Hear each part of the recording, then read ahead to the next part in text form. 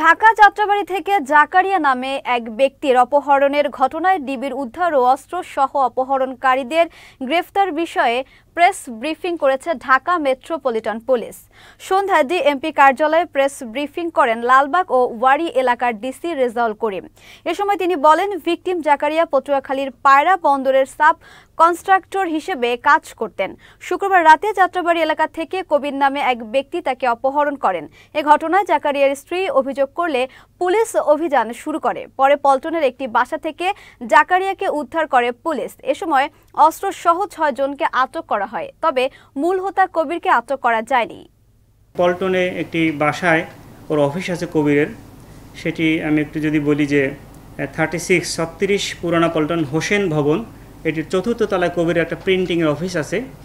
সেই অফিসে আমরা অফিসাররা সহ সকলে সেখানে অভিযান পরিচালনা করি।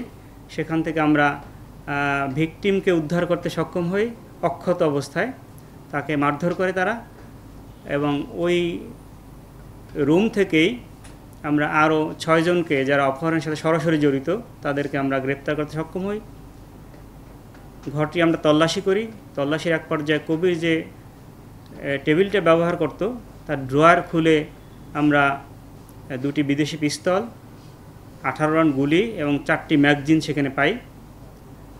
তার সিপিইউ আছে একটি, সেটি আমরা জব্দ করি।